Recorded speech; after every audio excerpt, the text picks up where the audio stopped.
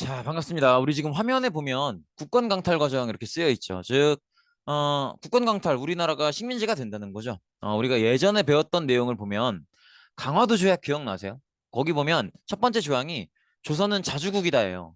사실 그래서 그 의도에는 그동안 이제 조선이 청나라에 막 조공도 바치고 그랬었는데 청나라의 영향력을 없애기 위해서 이런 조항을 넣는 거다. 이게 사실은 멀리 봐서는 언젠가는 일본이 조선을 식민지화하겠다, 차지하겠다 이런 뜻이 담겨져 있는 거라고 했어요. 그래서 강화도 조약을 처음 맺을 때 그때 이제 언젠가는 조선을 식민지화할 거라는 뜻을 처음 내비치고 그리고 여러 과정을 거쳐서 드디어 이제 조선을 식민지화하기 위한 최종 단계에 와 있는 거죠. 그리고 우리가 지난 시간에 봤던 내용 기억하시겠지만 지난 시간엔 우리가 대한제국이 성립이 되고 거기서 광무개혁을 하는 그런 과정을 봤어요. 근데 고종이 이 과정들을 주도하게 되는데 제가 그때 이제 국제적으로 고종이 이런 일들을 주도할 수 있었던 배경을 말씀을 드렸죠. 그래서 지금 조선을 놓고 러시아와 일본이 서로 힘겨루기를 하고 있는데 두 나라가 어느 한쪽이 더 세지 않고 비슷한 힘의 크기를 보이기 때문에 힘의 공백이 생겼고 그래서 이 틈을 이용해서 고종이 대한제국도 세우고 스스로 황제라고 부르고 뭐 이렇게 즉위식도 하고 그다음에 광무개혁도 펼치고 그렇게 할 수 있었던 거다. 그런 얘기를 했었던 게 아마 기억이 나실 겁니다. 그래서 이렇게 지금 우리나라를 놓고 러시아와 일본이 서로 비슷한 영향력을 보이는 상태에서 힘겨루기를 하고 있는 건데 일단 일본은 아마 기억하시겠지만 청일전쟁 이후에 조선 내 영향력을 강화하죠. 그걸 알 수 있는 게 요 개혁을 주도하죠. 가보개혁. 가보개혁을 일본이 주도했었죠. 그리고 일본이 청일전쟁을 이기면서 원래는 요동반도를 가져가야 맞았었죠. 근데 이걸 막아서는 게 러시아였어요. 그래서 러시아가 이제 프랑스, 독일을 끼워들여서 일본이 요동반도를 가져가는 걸 억지로 막게 되죠. 그리고 일본은 열받지만 러시아가 더 세 보이기 때문에 일단은 물러서게 되죠. 그리고 이걸 지켜보고 있었던 우리나라의 민씨 정권이 일본보단 러시아가 세구나라고 생각을 하면서 러시아랑 친해져야 된다라고 주장하는 관리들을 대규모로 등용을 하게 되죠. 그러면서 이제 우리나라에 대한 러시아의 영향력이 강해졌고요. 그래서 일본 같은 경우엔 이렇게 되면은 조선이 러시아로 넘어갈까 봐 급한 대로 칠러파를 등용하고 있는 민씨 정권, 즉 민씨를 죽이게 되죠. 그게 바로 을미사변이었죠. 그리고 을미사변 때 다시 우리나라에 대한 일본의 영향력이 강해지면서 일본이 이 개혁을 주도하게 되는 거죠. 단발령 있고 태양력 사용 있고 을미개혁이었죠. 그래서 을미개혁 때 단발령을 통해서 유생들이 엄청나게 분노를 하게 되면서 을미의병이 벌어지죠. 그래서 고종 입장에서는 아내를 잃은 것도 슬프고 두려운데 이제 을미의병이 벌어진답시고 이렇게 국가가 혼란에 빠지니까 걷잡을 수 없는 공포를 느끼면서 러시아 공사관으로 도망을 가게 되죠. 그래서 우리나라의 왕이 러시아 공사관으로 도망을 간 거기 때문에 우리나라에 대해서 러시아의 영향력이 한 번 더 세지는 그런 모습을 우리가 봤습니다. 그래서 이런 식으로 우리나라에 대해서 일본이 세졌다가 그렇죠. 청일전쟁 때 가부개혁 때 일본이 세졌다가 삼국관서 때는 러시아가 세졌다가 을미사변 때는 다시 일본이 세졌다가 아관파천 때는 다시 러시아가 세졌다가 이런 식으로 일본과 러시아가 경쟁을 하면서 언젠가는 전쟁을 치러야만 되는 그런 분위기가 조성이 된 거죠. 그리고 이 전쟁이 결국 이루어지고요. 그래서 일본이 러시아한테 삼국간섭이라는 굴욕을 당했던 딱 10년 만에 1904년에 러일 전쟁이 벌어지고 이때 전쟁을 일본이 아무도 일본 빼고 아무도 그런 예상을 안 했지만 일본이 이기게 됩니다.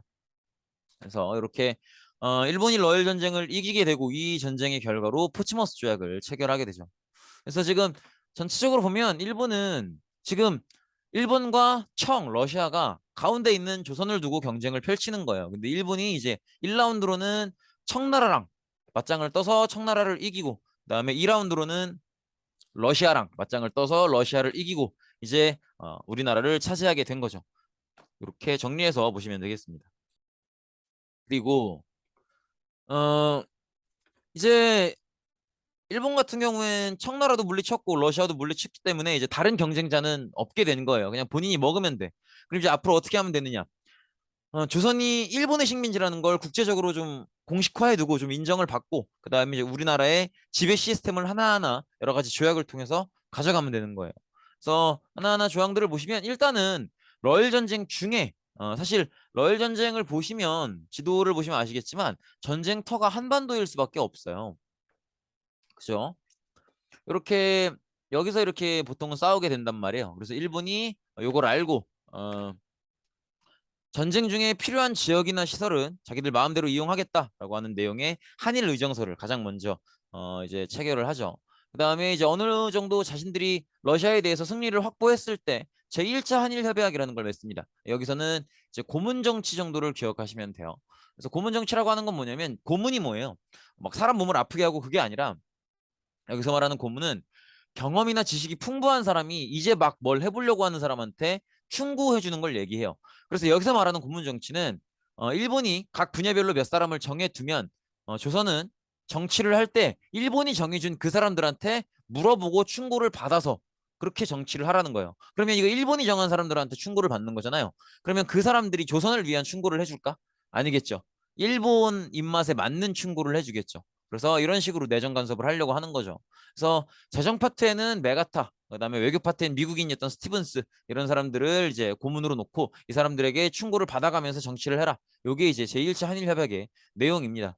그리고 메가타는 이때 화폐 정리 사업을 우리나라에서 추진하는데 어, 화폐 정리 사업의 내용은 나오고 있지만 화면이 나오고 있지만 핵심은 우리나라 안에서는 일본 화폐만 쓰도록 하는 거예요. 그래서 일본은행이었던 제일은행이 이제 우리나라의 중앙은행 역할을 하는 그런 환경을 만드는데 이렇게 함으로써 일본인들이 우리나라의 경제에 훨씬 더 쉽게 침투할 수 있도록 하고 우리나라 경제가 일본에 종속되도록 하는 그러니까 종속된다는 건 우리나라 경제를 일본 마음대로 만들 수 있게 하는 그런 환경을 만들죠. 그래서 근데 이런 것들은 다 그냥 읽어보시고 요 정도는 기억하셔야 돼요.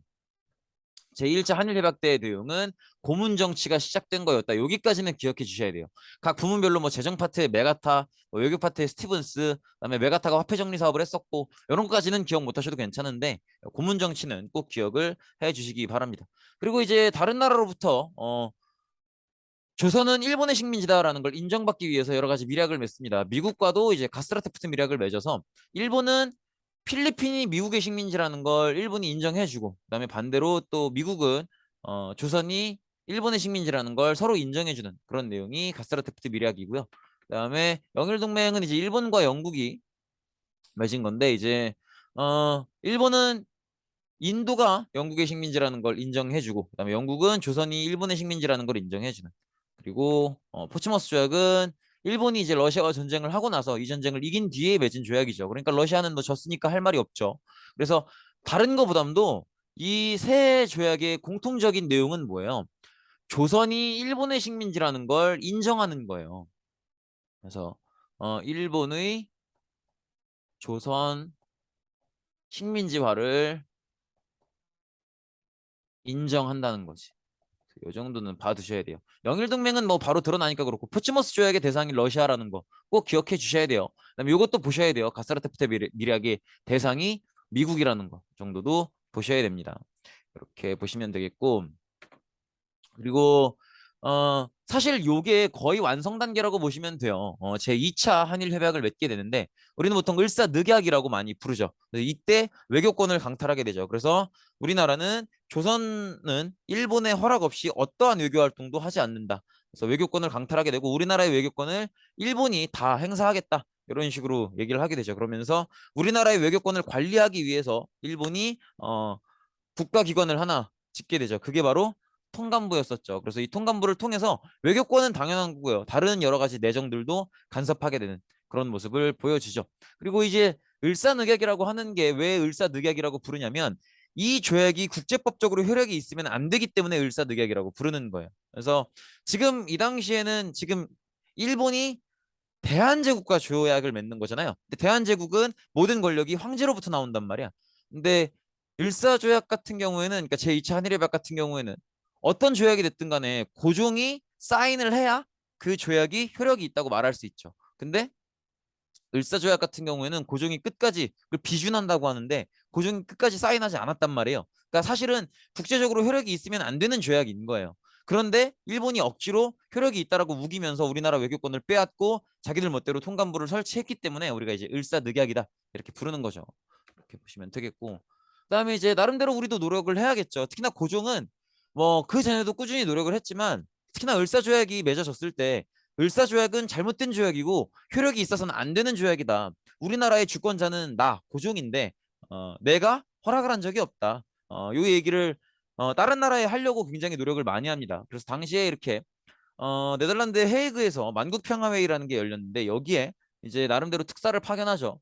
그래서 이준, 뭐 이상설, 이휘종 이 세 사람을 파견하게 되는데 이때 이제 아까 얘기했던 것처럼 이 조약의 최종 비준권자, 이제 최종 허가권자, 이 조약을 이행할 것임을 최종적으로 허락하는 어, 그 권한이 있는 사람인 국가 원수 고종이 이 조약을 허락하지 않았다. 그렇기 때문에 이 조약은 효력이 생겨서는 안 되는 조약이다라는 걸 굉장히 주장을 많이 합니다.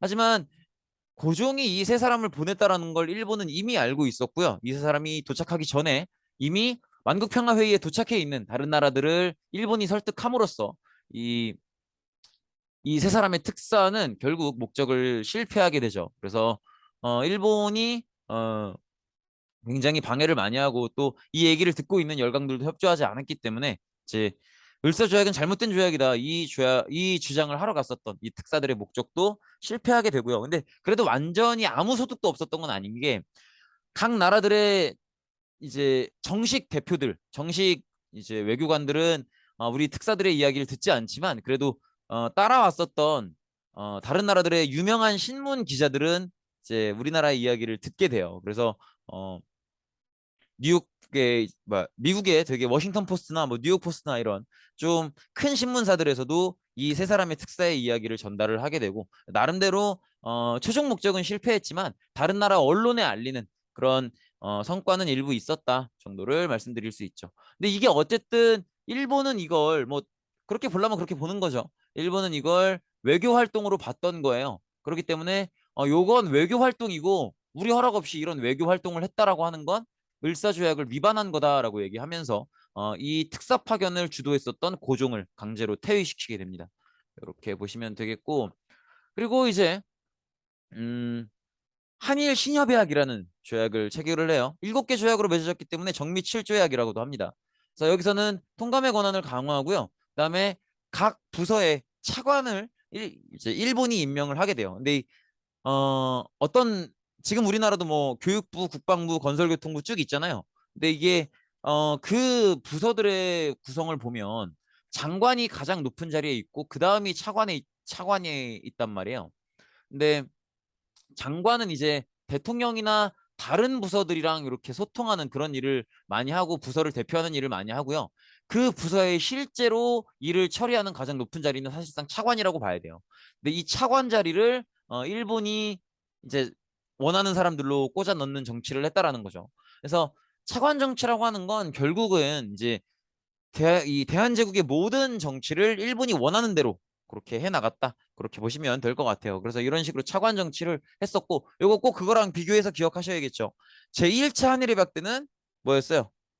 고문 정치였었죠. 그래서 제2차 한일협약 때는 이제 외교권 강탈, 통감부 설치, 그다음에 한일 신협약, 정미 7조약 때는 이렇게 차관 정치. 그래서 각 부처의 차관을 일본이 원하는 사람으로 넣는 그런 모습을 볼 수가 있었고, 근데 여기서 또 하나 중요한 게 이때 이제 군대가 해산됩니다. 그래서 공식적으로 군대가 해산된다는 거, 이것도 보시면 되겠고, 그리고 이제 마지막 단계로 기후각서라는 걸 체결해서 우리나라의 사법권 이제 죄인을 벌하고 법을 적용하고 재판할 수 있는 그런 권리마저도 이제 일본이 가져가게 됩니다. 그러면서 이제 최종적으로 한일 병합이 이루어지는 모습을 볼 수 있죠. 이렇게 해서 이제 우리나라가 국권을 빼앗기는 과정을 봤어요. 한 번 더 정리해 보면 이렇게 한일의정서 때 이제 요거는 러일 전쟁 도중이죠. 그때 이제 우리나라의 전투에 필요한 지역을 자기들 마음대로 이용하겠다 이런 내용이었고요. 그다음에 제1차 한일협약은 각 분야의 고문을 둬서 그 고문의 충고를 받고 무조건 정치를 하도록 했었고, 그다음에 미국과 가스라테프트 밀약, 영국과 영일 동맹, 러시아와 포츠머스 조약을 맺어서 조선이 일본의 식민지라는 걸 국제적으로 인정을 받았고요. 그다음에 을사조약, 을사늑약이라고도 하죠. 제2차 한일협약. 이때는 이제 외교권을 빼앗겼죠. 그래서 일본이 우리나라의 외교권을 관리해 준답시고 통감부를 설치해서 외교권뿐만이 아니라 일반적인 내정에도 간섭을 했었고, 그다음에 한일 신협약, 즉 정미칠조약 때는 이제 우리나라 각 부처의 차관을 일본이 원하는 사람, 일본인으로 임명을 해서 우리나라의 내정을 완전히 일본이 장악하는 모습을 보였고, 군대가 이때 해산되기도 하죠. 이게 사실 저 군대 해산이 조금 가슴 아픈 면은 있는 게, 군대를 다른 나라가 우리나라 군대를 강제로 해산시키는 건 말도 안 되는 주권 침해죠.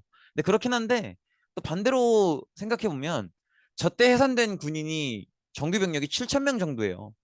그러니까 그 군대라고 말하기도 민망한 수준인 거지. 그러니까 우리나라가 얼마나 약해져 있는 상황이었는지를 보여주는 거기도 하죠. 그리고 이제 기후각서를 통해서 사법권이 강탈되는 그런 모습을 보였고 이렇게 최종적으로 1910년에 한일 병합을 통해서 우리나라가 일본의 식민지가 되었다. 이렇게 보시면 되겠습니다. 네, 고생 많으셨습니다. 오늘 수업은 여기까지입니다.